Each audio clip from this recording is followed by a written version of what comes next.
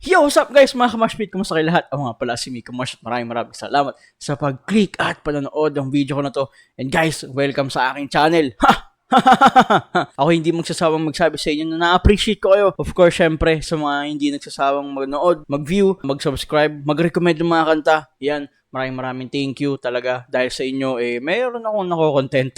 And mga kamashpit, kung meron kayong mga request sa kanta, mga banda, kahit nasa underground, kahit nasa mainstream, yan, i-comment nyo dyan sa baba. Re-review natin yan at ipopost natin sa channel ko and sa TikTok. And, mga kamashpit, subscribe nyo ako. And follow nyo na rin ako sa TikTok. Lalagay ko dyan sa screen, no? Malaking bagay sa amin yan, mga content creator. Para, alam mo yun, makapag-share kami ng konting entertainment lang naman. And guys, thank you sa mga subscriber talaga natin, no? Unti-unti, little by little, baby steps, no? Nagkakaroon tayo ng subscriber. Hindi man madaming subscriber natin, pero alam mo yun, ang mahalaga sa akin ay may nanonood. Tsaka, mahalaga kasi sa akin, nakakapagbigay ako ng entertainment. Kahit konti, no? And yun, guys, di ko na masyadong patatagalin. Re-reviewin and re-reactan natin ang bandang Four of Spades at ang kanta nilang Sentimental live performance, no? Banda Rito performance. Guys, before ka makalimutan, ang kanta and video na to ay request and recommended ni Fusion 8578. Sabi niya, song reco time or song recommendation time. Sabi niya, Sentimental by Four of Spades. Banda Rito. Yun. Kay Fusion 8578, maraming salamat sa pag-recommend na kanta na to. No, pang ilang recommendation mo na to sa akin na nagawa ko. Pero yun, thank you talaga kasi of course, syempre, masarap sa feeling na nakaka-discover ako ng mga bago, no? Tsaka, yun, nakakapag-share ako ng music and then, yun, di ko alam kung nag-e-enjoy ba kayo sa ginagawa ko, pero basta yun, nag-e-enjoy lang tayo, no? Yun yung mahalaga, no? Nakakapagbigay tayo ng enjoyment. And yun, napapalipas natin yung oras, no? Napapalitan ng entertainment, yung stress, yung boredom. Pero anyway, yun, maraming salamat kay Fusion 8578. Sana mapanood mo to and sana mag-enjoy ka. And guys, nga pala, sorry, last na before ako mag-start, meron na ako na-review na kanta ng Four of Spades. Yan, lalagay ko dyan sa screen yung kanta nilang Kabisado. Yan, sobrang nagusto ko yung kanta na yun kasi, yun ata yung unang kanta nila na napakinggan ko. Simula nung nag-comeback sila, no? Simula nung galing sila sa hiatus. Yun, sobrang ganda niyan. Yan, lalagay ko sa screen if gusto nyo. Yan, check out nyo rin. I think okay naman yung natin dyan, yung review natin dyan. No? Maganda yan. Of course, syempre, ako gumawa niyan. At yun, no? Bandang Four of Spades. Pagkakilala ko sa bandang Four of Spades, napaka-iconic ng bandang to. No? Napakasarap sa tenga nung ginagawa nila. Tsaka yung raw talent, no? Bibihira sa kanila or bihira silang gumagamit ng autotune, I think. Tsaka mga, alam mo yun, computerized instrumentals, no? I mean, no dispute sa mga artists or sa mga banda na gumagamit ng computerized na instruments. Pero, alam mo yun, mas nakakatuwa and mas na-appreciate natin yung mga mayroong raw talent. And yung bandang to, no, isa silang perfect example para, alam mo yun, nag-set ng standards para sa modern audiences, sa mga millennials and sa mga Gen Z, na ito, despite sa technology na meron tayo, no, kami, gumagamit ng raw talent, raw skills, raw instrumentals para, alam mo yun, maging genuine, maging authentic yung experience pag nakikinig and napapanood natin sila. Re-reviewin and re-reactan natin yung kanta nilang Sentimental. Hindi ko pa naririnig tong kanta na to, guys, no? Sana magustuhan ko kasi gusto ko talaga yung pagka-funk nila, no? Yung parang disco funk na, alam mo yun, alive na kanta. Yun. Medyo mataas yung expectation ko, syempre kasi Four of Spades to, pre, tangin na. Ano bang i-expect natin kung hindi, alam yun, prepared to be amazed, man. So yun guys, hindi ko na masyadong matatagalin. Sana mag-enjoy kayo. Play ko na Four of Spades at ang kanta nilang Sentimental.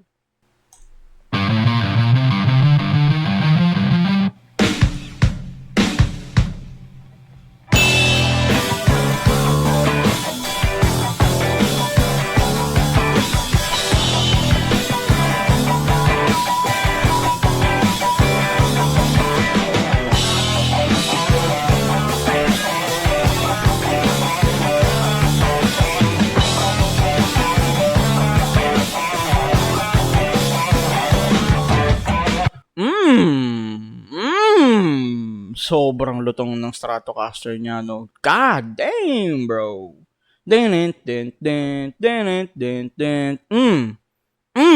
Mapapasayaw ka, no? Sarap sa tenga, ang lutong. Tsaka yung paggamit niya ng phaser, no? Phaser and reverb ata yung gamit niya, no? Sobrang sarap nun. Ulitin ko, guys.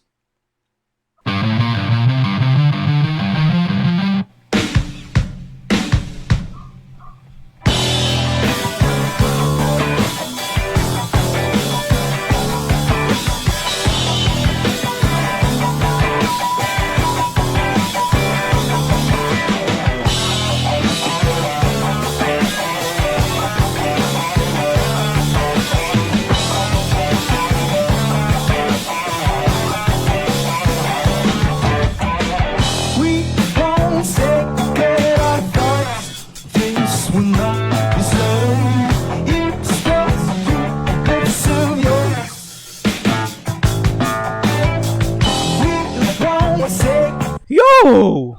Nag-iba yung counting ng beat, no? Parang naging 4-4 tapos naging 4-2 ata. Hindi ako masyado maalam sa terminologies ng percussion tsaka ng beat, pero nasty. Ito yung sinasabi ko na guys, na authentic talent, no? Raw skills, pare. Nagawa nila yun sa mga kanta nila. Sobrang sarap sa tenga. Pati yung bass, no? Den, den, den, den. Den, den, den, den.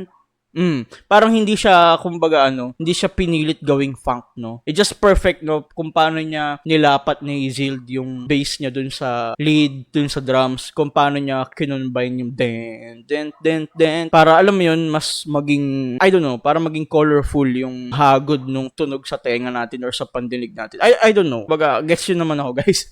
Yun, play ko na, guys. Ulitin ko konti. Balik ko.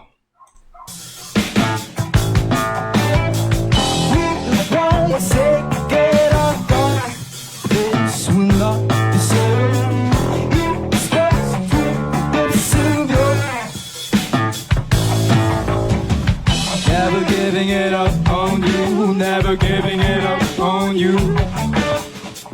Never changing it up on you. Never changing it up on you.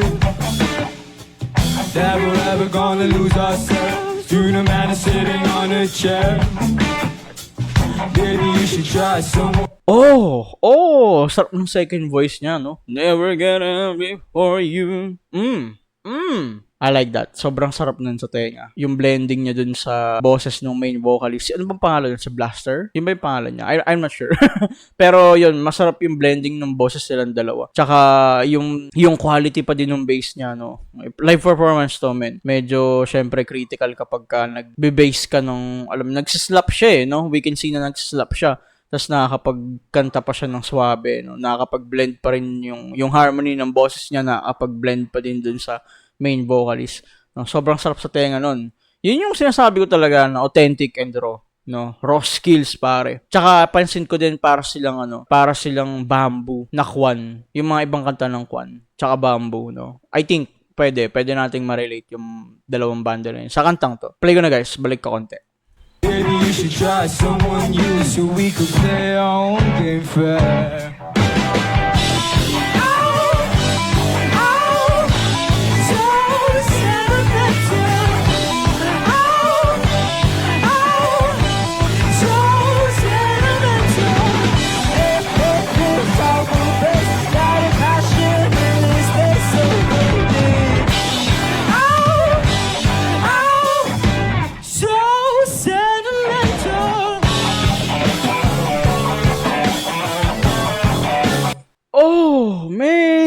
Ang sarap ng chorus.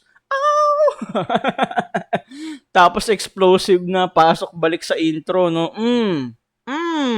Linis, no? Sarap sa tenga. I mean, what do you expect, pre? Four of Spades, men, no? Let them cook. Ulitin natin yun.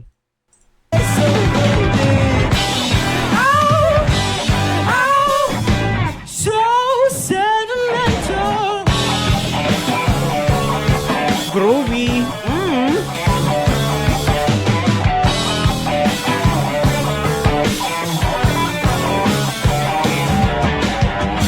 They won't comprehend all mine, though it's not a battle. I'll let you be mine. They won't comprehend. Yeah, di ba? Yun yung sinasabi ko, you can see the skills, men, yung timing, no? Alam nila, may chemistry na nananalaytay sa kanila bilang, alam mo yun, bilang magbabanda, bilang magkakaibigan sa banda. No, yung timing, no? Makikita mo yung stop and go dun sa part na yun. Ulitin ko yung part na yun. Sarap, no? Yan. Right?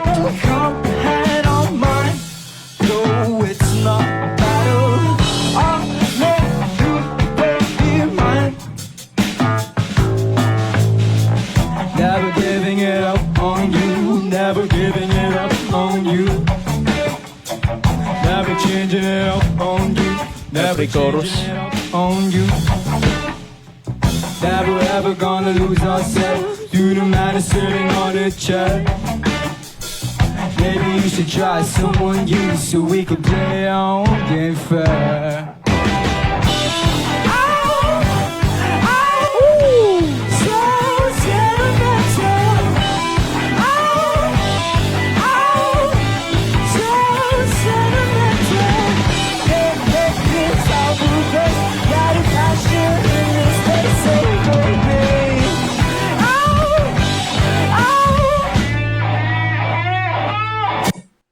Nice, nice, nice. Sarap sa tenga, no? Tsaka isa din, gusto kong i-compliment and gusto ko i-mention na ang linear nung kanta nila. Hindi magulo pakinggan. I think ito na ata yung pinagusto kong kanta ng Four of Spades.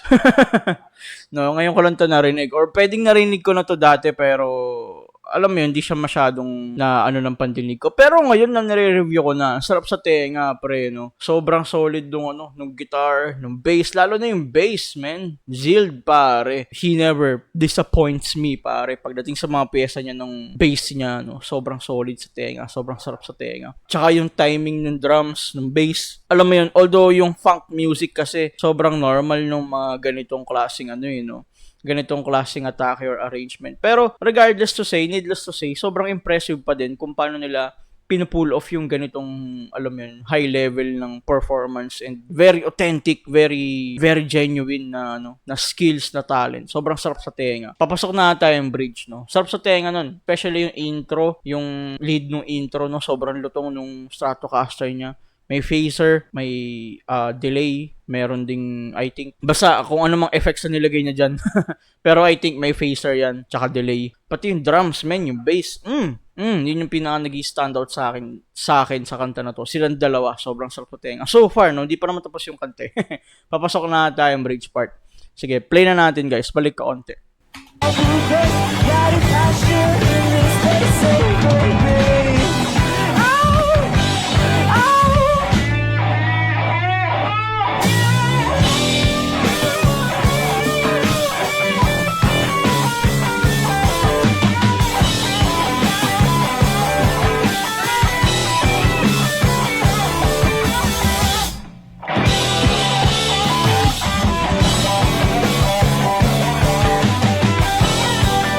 Oh! Nice! Solo, pare, no? Tsaka napansin ko lang, gusto ko lang i-post saglit, napansin ko lang yung guitar niya, no? Ang baba ng pickup niya. Para sa mga hindi nakakaalam, especially sa mga non-musicians, and sa mga hindi nagigitara. Kapag mas mababa yung pickup nung guitar mo, mas malutong yung tunog niyan, yung string niyan. Ito, kumbaga mas buo yung tone, mas buo yung plucking, mas buo yung solos. Especially kapag itong pickup na nasa dulo, yung malapit sa fretboard. Pag sobrang baba niyan, sobrang sarap ng tono niyan. Yung tone niyan napaka-kapal, alam mo yung buo. Yun, napansin ko lang. Sige, play ko na. Sarap ng solo niya, no? Tsaka ginawa niya ata to sa A minor pentatonic scale. Yung nagigitar solo dito sa Four of Spades, mahilig siya maggumawa ng or humugot ng guitar solo galing sa A minor. Sobrang sarap sa tenga, no? Classic, very classic. Play ko na.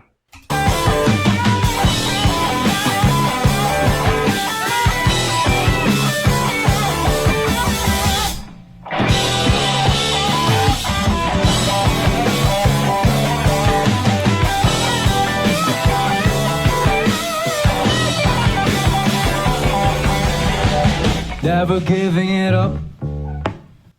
Nice solo. Sarap nun. Ang lutong nun. Tsaka, 2/8 ata yung solo niya. Or maybe 4/8, no? Ang haba eh.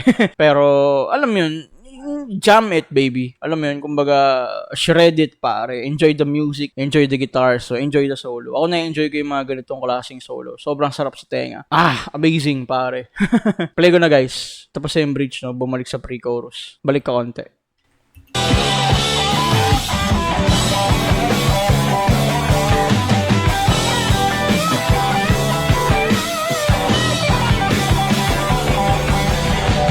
Never giving it up.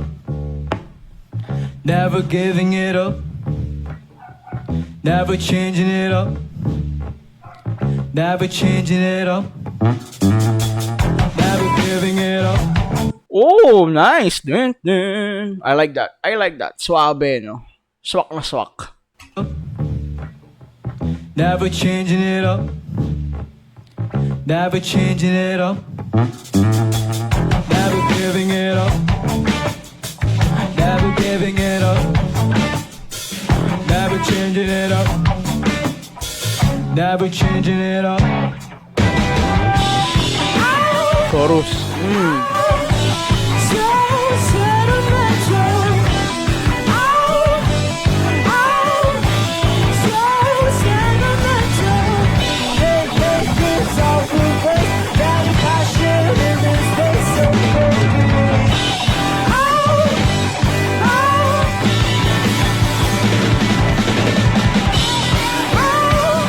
Yeah, nice.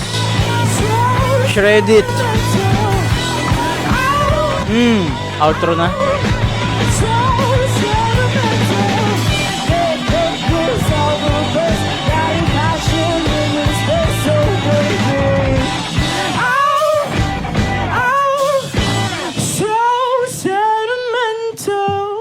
Oh, nice, nice. Sobrang sarap nung outro, no. Gustong-gusto ko yung outro na yun, no. Basag na, no. Tsaka, no, nagpapakitang gilas na sila lahat, no. Sobrang solid nun. Gustong-gusto ko yung part na yun. Tsaka yung chorus, man. Tuwabe lang siya. Hindi siya sobrang flashy. Hindi siya sobrang parang class S na God mode na, alam mo yun, masyadong sophisticated na instruments, na bosses. Pero, alam mo yun, parang it just makes perfect sense, pare. Kumbaga, if you try to appreciate and break down the whole song itself, kumbaga kung hihimayin mo siya from intro, verse, pre-chorus, chorus, tapos alam mo yun, same lang ulit, tapos pumasok yung bridge, pumasok yung pre-chorus, and then meron dalawang umulit na, 2 times na chorus ulit, pero yung last chorus, outro na. It just makes sense, man. Sobrang sarap sa tenga. No wonder why kung bakit nagustuhan to nung nag-recommend sa akin, no?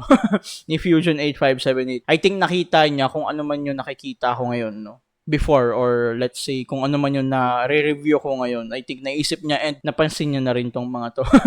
And yun, I think ito yung pinaka gusto kong kanta ng Four of Spades so far. Sa palagay ko lang, ito yung pinaka authentic, or let's say, genuine na kanta nila para sa akin, no? Skills-wise, instruments-wise, skills-wise, I think. Marami silang kanta na very notable, no? Very genuine, very authentic. Pero para sa akin, para sa music taste ko, very subjective lang naman. This is the song na masasabi ko na pinakagusto kong kanta ng Four of Spades. Sobrang sarap sa tenga, guys, no? Salamat sa nag-recommend nito. So yun, guys, hindi ko na masyadong patatagalin. Muli, ako nga pala si Miko Mosh. Maraming salamat sa pag-click at panonood ng video ko na to. Guys, kung meron kayong mga request na kanta, i-comment nyo lang sa baba. Kahit nasa underground or nasa mainstream na banda na kanta, papakinggan ko yan. Papost natin sa channel ko. And guys, mga Mashpit, subscribe nyo ako and follow nyo ako sa TikTok. Malaking bagay sa amin yung mga content creator. Yun, huwag nyo naman sanang ipagdamot sa akin yan. So yun, kita tayo sa next episode. Maraming salamat. Bye-bye!